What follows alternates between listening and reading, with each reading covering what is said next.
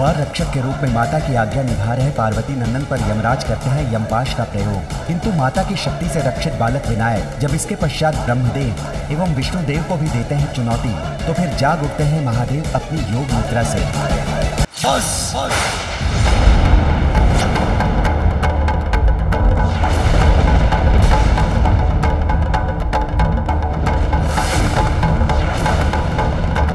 अब तुम्हारी उद्दंडता की अति हो चुकी है। सत्य कहा आपने। आप सब मेरे साथ अति ही कर रहे हैं। तुम्हारा अहंकार सभी सीमाएं लांघ चुका है। क्यों ना करूं अहंकार? देखिए अपने सभी गणों को, देवताओं को, उनके पशुओं को, जिन्हें मैंने पराजित किया है अकेले अपने बल से।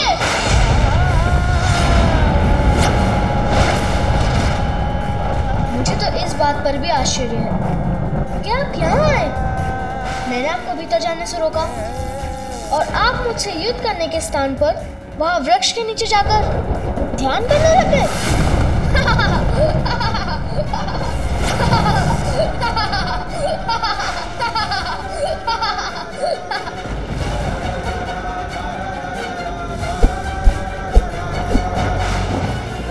और जब आप विश्राम कर रहे थे तो आपने इन सभी को भेज दिया मुझसे युद्ध करने,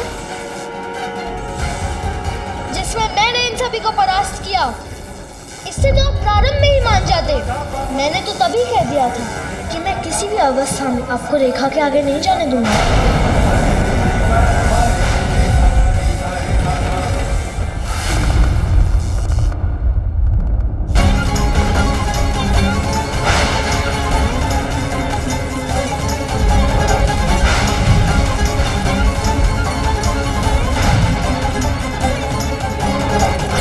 समय हो गया है। मैं देखती हूँ मेरा पुत्र कहाँ है, क्या कर रहा है। अखंड ज्योति की लौ इतनी तीव्र हो गई है, अवश्य इसका घृत समाप्त हो रहा है।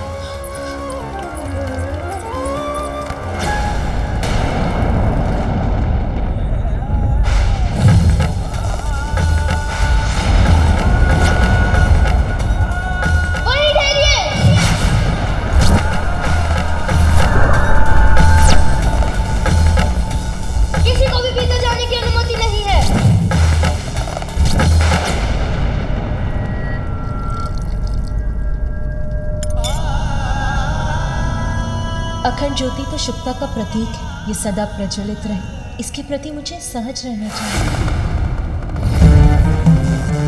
वस्त्र के स्थान पर पशु चर्म का तंड रहने के लिए कोई घर नहीं। नाम पूछो तो कहते सभी नाम मेरे हैं। अब ऐसी बात करने वाले को भैरूपिया नहीं तो और क्या कहूँ, और क्या कहूँ, और क्या कहूँ। मुझे तो लगता है कि ये कोई बुद्धिहीन प्रतीत होते हैं। यदि आप नहीं रुके तो मैं आप पर प्रहार करने पर विवश हो जाऊंगा।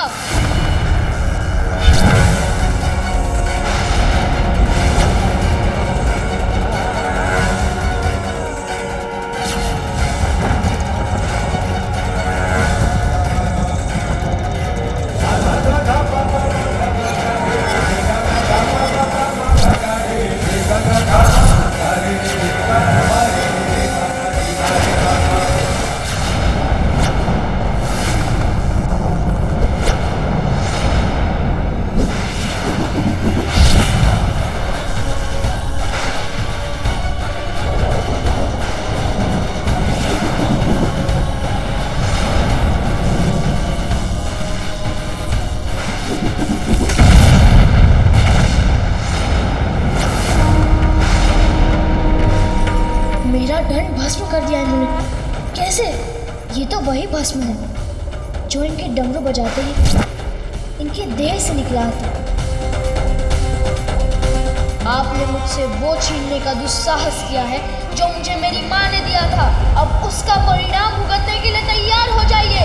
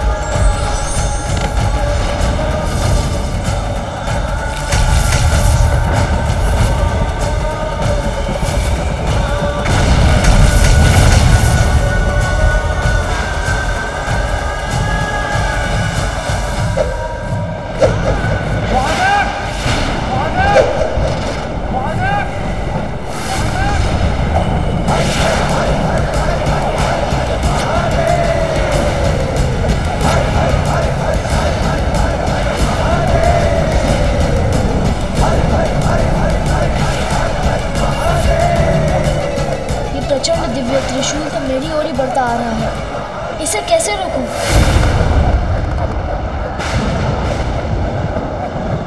मुझे बताइए माँ, मैं आपके सभी दुख मिटा दूंगा। मुझे तो एक ही दुख है, मैं जिन पर भी अपना स्नेह निछावर करती वो सभी मुझे छोड़कर चले जाते हैं। माँ, मैं आपको छोड़कर कभी कहीं नहीं जाऊंगा। आज मुझे अपने मातृत्व की पूर्णता का सुखद आभास हो रहा है। माँ, अब मैं आपकी रक्षा के लिए पूर्णतः तैयार हूँ। अब मैं किसी का भी सामना कर सकता हूँ। मैं स्नान करने जा रही हूँ, स्मरण रहे किसी को भी भीतर मत आने देना। मैं वचन देता हूँ माँ, किसी को भी भीतर आने नहीं दूंगा।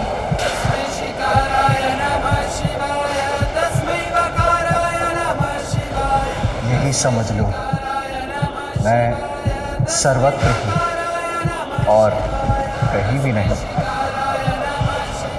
ये तो सर्वत्र व्याप्त है, कहीं इन्हें पहचानने में कोई भूल तो नहीं हुई मुझसे।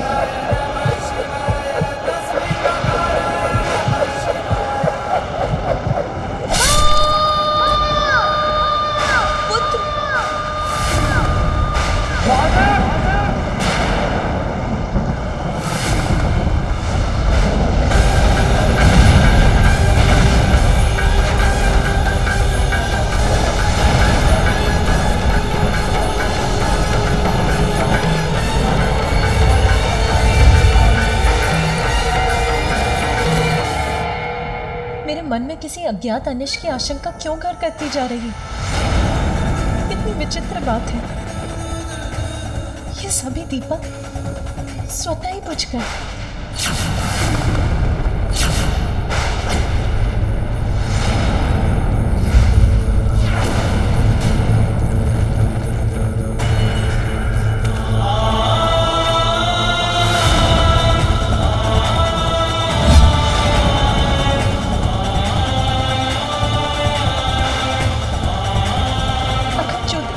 ऐसे भड़क रही है कि वो भी एक बार भड़क कर बुझ जाएगी। अभी तो इसमें बहुत दृढ़ शेष है, फिर ऐसा क्यों हो रहा है? स्वामी, ये सब क्या हो रहा है? कहीं कुछ तो घटित हुआ है जो मुझे इतना व्याकुल कर रहा है। क्या हुआ पार्वती? इतनी विचलित क्यों हो रही हो? मेरा पुत्र, कहीं उसे कुछ हुआ तो नहीं? कहाँ है मेरा पुत्र? वो सुरक्षित तो है? तुम्हारा पुत्र बाहर ही होगा, जहाँ तुमने उसे द्वाररक्षण के लिए खड़े रहने के लिए कहा था। और यहाँ कैलाश में उसे क्या अहित हो सकता है? तुम निश्चिंत रहो, वो अवश्य सकुशल और सुरक्षित होगा। फिर मेरा हृदय व्यथित क्यों हो रहा है? अब इस बालक की भयंकर अंत के पश्चात महादेव का कोप शांत होकर ग्लानि का रूप ले रहा है।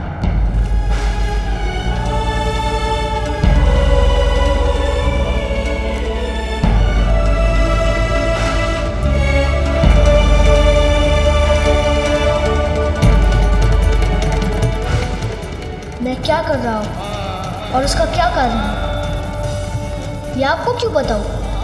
इतने समय से सभी को यही समझा रहा हूँ कि मैं अपनी माँ की ही बात सुनता हूँ और उनका आदेश कदापि नहीं टल सकता।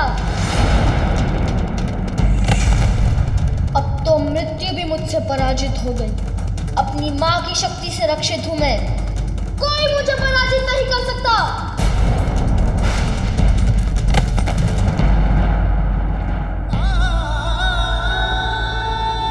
घोर अनर्थ हुआ है, किंतु अहंकार का परिणाम भीषण ही होता है। अहंकारी अपने अहंकार से न केवल अपना सर्वनाश करता है, अपितु अपने प्रियजनों को भी दुख पहुंचाता है।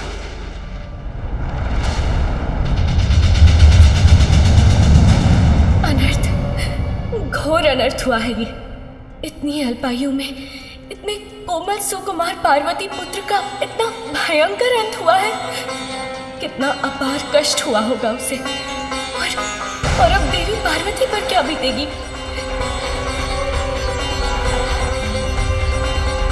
माता का दुख तो मुझे भी व्याकुल कर रहा है। देवी पार्वती, तुम्हें होने वाली अपार पीड़ा की कल्पना मात्र से ही अत्यंत दुखी हूँ। तुम्हारे हृदय को होने वाली असीम पीड़ा की कल्पना से आहत हूँ मैं।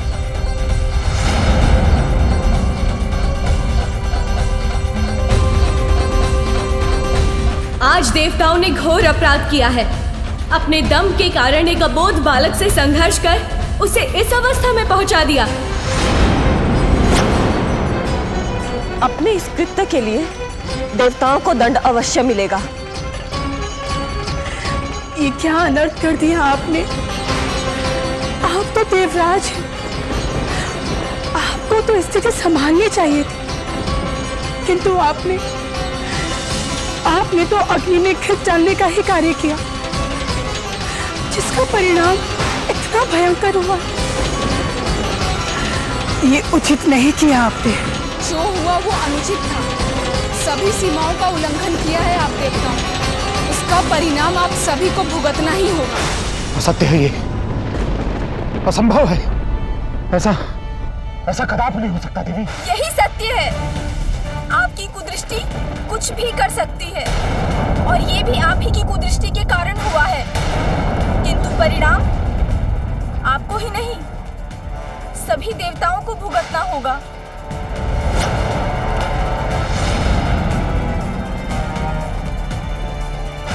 देवताओं और उनके साथ साथ समस्त संसार पर इस घटना का क्या प्रभाव होगा, ये कौन कह सकता है।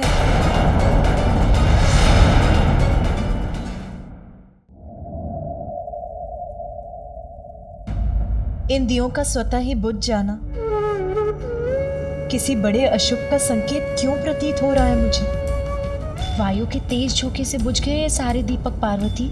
और क्या, इतनी कठिनाइयां, इतने कठोर तप के बाद तुम्हें तुम्हारा पुत्र प्राप्त हुआ, तो तुम्हारा चिंतित होना स्वाभाविक है, परंतु ये चिंता व्यर्थ ही है। इस चिंता को त्याग दो।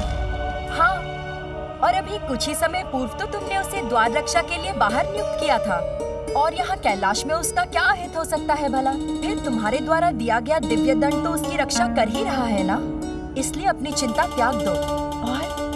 और इन सारे बुझे हुए दियों को हम पुनः ही प्रज्वलित कर लेंगी, है ना।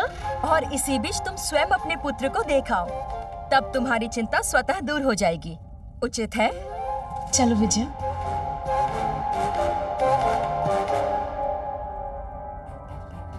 मेरा हृदय कंपित हो रहा है, मन शांति नहीं हो रहा, जैसे कि किसी अज्ञात व्यथा ने घेर लिया हो मुझे, जिससे मैं मुक्ति नहीं हो पा रही हूँ।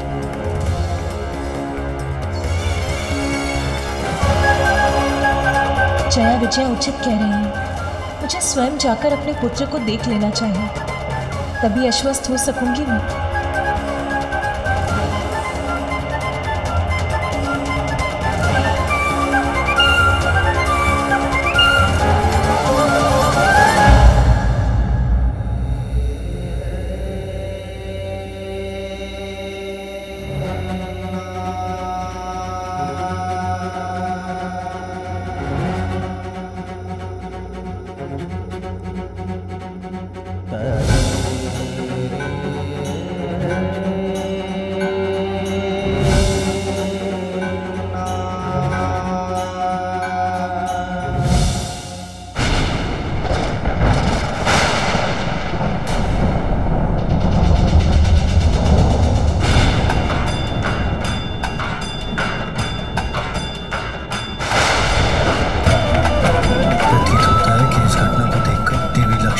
सरस्वती का क्रोध जागृत हो गया और वो कुपित होकर यहीं आ रही है।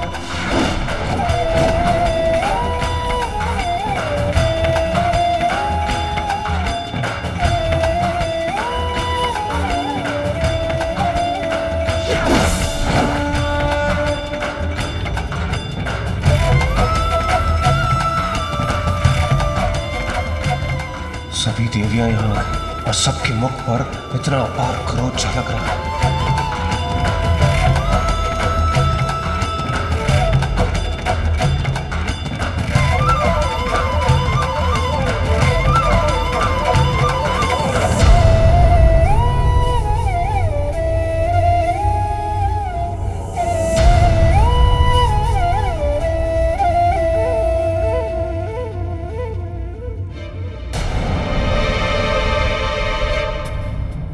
अनुसार नेत्र पिता के हैं, किंतु इनकी सौम्य और मन भावन मुस्कान आपकी है देवी पार्वती। कितनी मनमोहक मुस्कान है, जैसे चारों दिशाओं को प्रकाशित कर रही हो।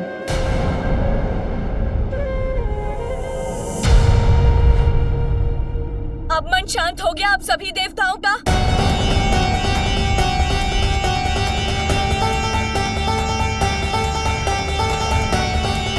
आप लोगों को ज्ञात भी है कि क्या कर बैठे हैं आप? जानते हैं ये बालक कौन था?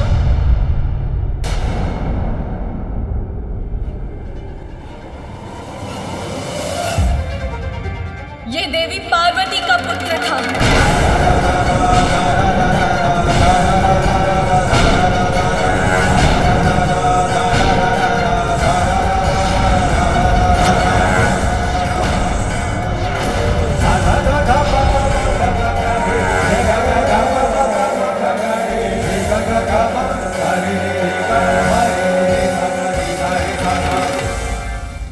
माता पार्वती का पुत्र? ये कैसे संभव है?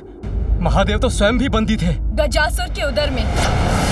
याद है मुझे अग्निदेव, किंतु उसी समय देवी पार्वती अपना पुण्यक व्रत संपन्न कर रही थी।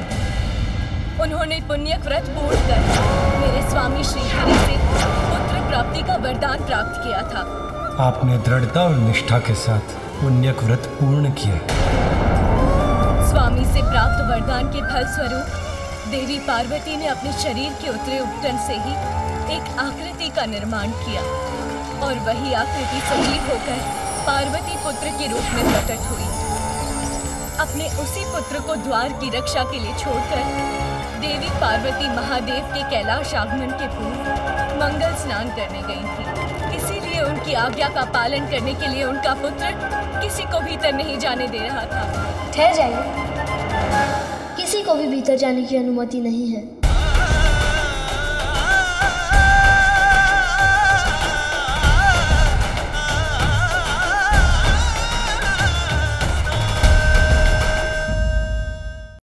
किंतु आप सभी ने देवता होते हुए भी इतनी सी बात को इतना बड़ा बना दिया कि उस बालक को अपने प्राणों से ही वंचित होना पड़ गया। नंदी, मैं तुम्हें अपने व्रत स्थल की रक्षा का दायित्व देती हूँ। मेरा व्रत पूर्ण होने तक यहाँ किसी का प्रवेश नहीं होना चाहिए। किसी का से मेरा अर्थ है यहाँ कोई नहीं आना चाहिए। जो आज्ञा माता।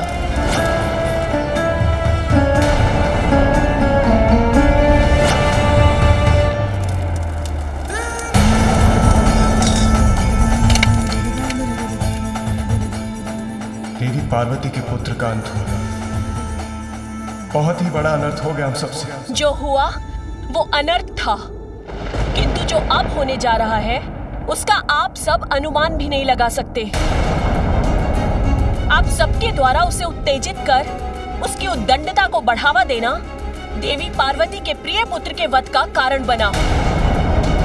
आप सभी देवता इसके दोषी हैं और शीघ्र ही देवी पार्वती यहाँ अवश्य पहुंचेंगी। और जब यहाँ पहुंचने पर उन्हें ज्ञात होगा कि इतने वर्षों की कठोर तपस्या के बाद जिस पुत्र की उन्हें प्राप्ति हुई थी, आप लोगों से युद्ध में उसका अंत हुआ है, तो उनकी क्रोधाग्नि जागृत होगी। तब उसके भीषण परिणाम का सामना आप सभी कैसे कर पाएंगे? बोलिए देवराज। आदि शक्ति का क्रोध अर्थात सृष्टि का विनाश। देवी पार्वती के क्रोधाग्नि को शांत करने की क्षमता है किसी में? उनके क्रोध से किसी का भी बचाव संभव नहीं।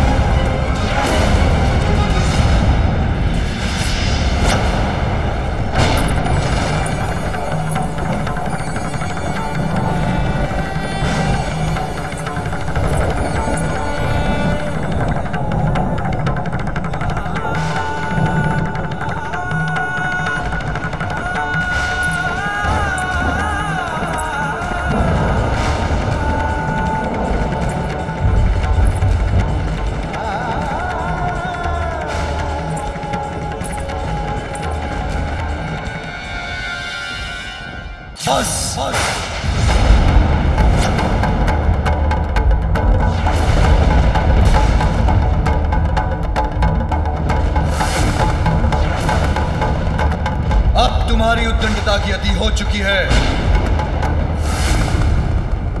सत्य कहा आपने। आप सब मेरे साथ अति ही कर रहे हैं। तुम्हारा अहंकार सभी सीमाएं लांघ चुका है। क्यों ना करूं अहंकार?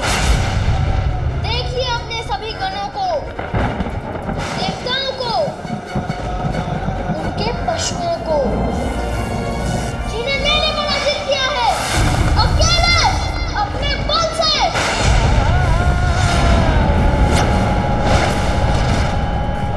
मुझे तो इस बात पर भी आश्चर्य है कि आप यहाँ आए।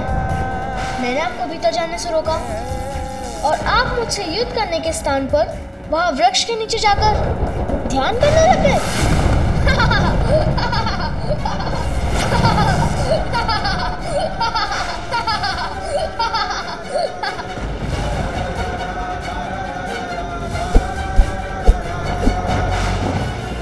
और जब आप विश्राम कर रहे थे तो आपने इन सभी को भेज दिया मुझसे युद्ध करने, जिसमें मैंने इन सभी को परास्त किया। इससे तो आप प्रारंभ में ही मान जाते।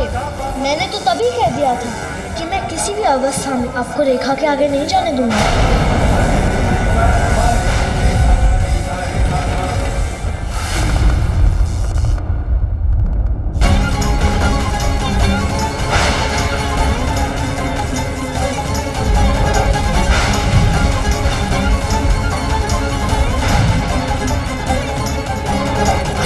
समय हो गया।